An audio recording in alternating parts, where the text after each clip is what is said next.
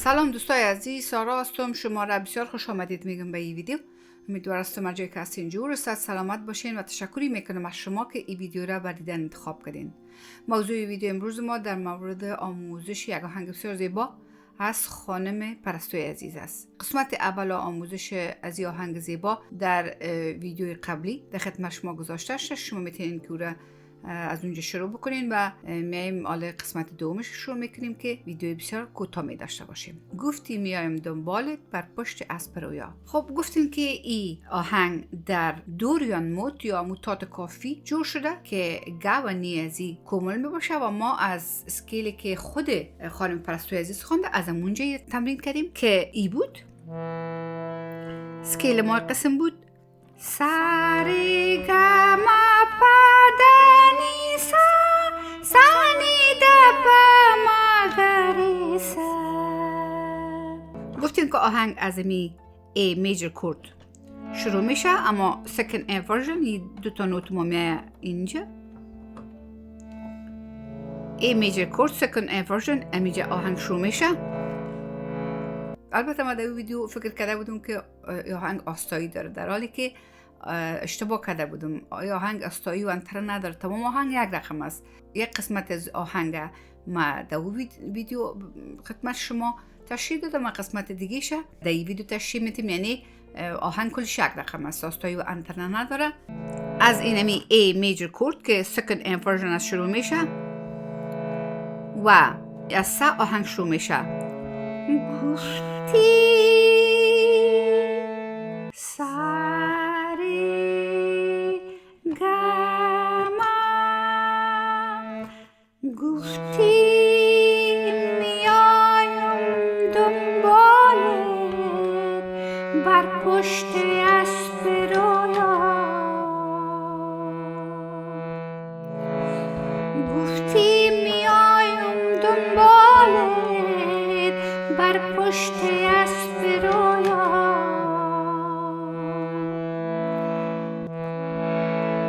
از بام و در سرایت امسایه ها دخترها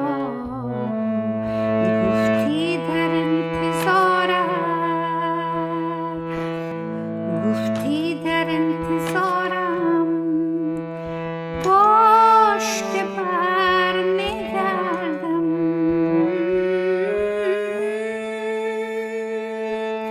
سوگند به عشق پاکت، سوگند به آه سردم، گفتی در انتظارم، گفتی در انتظارم باشی که من نیایم.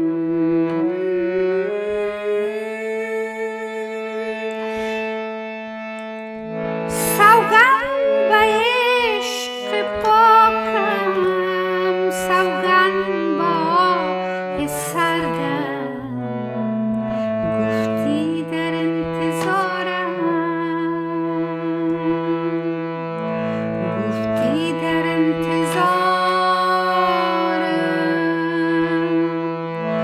گفتی در انتظارم.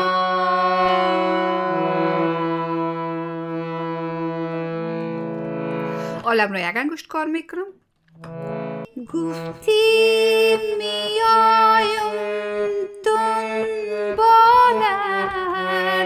بر پشت اسب رویا.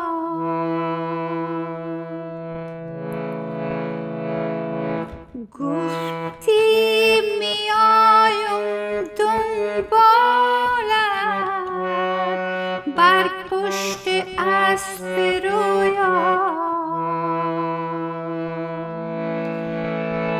کز بام و در سرایت امسایه ها دخترها گفتی در انتظارم،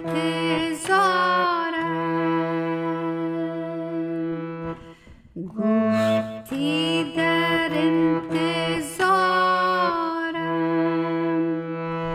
باشی که من می آیم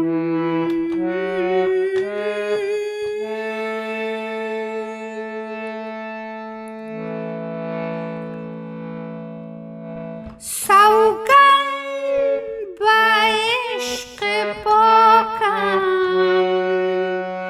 سوگند به آه سردم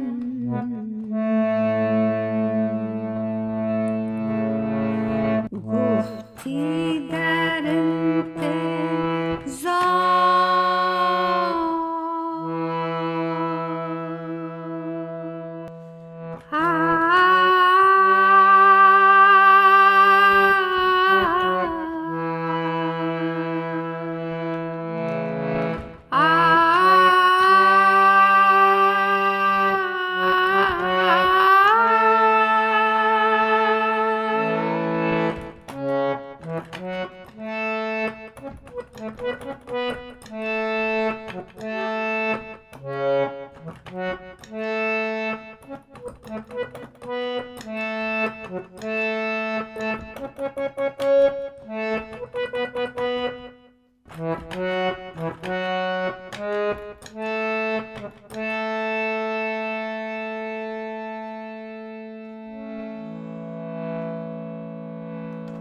این تمام آهنگ بود دوستای عزیز. امیدوار هستم که شما به بزرگواریتون کاسی های ویدیو رو ببخشین لطفاً.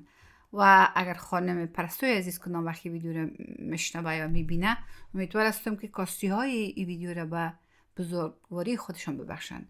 ریتمی که در این آهنگ استفاده شده 4/4 تایم سیگنیچر است. میریم و ما را در گده تمرین میکنیم.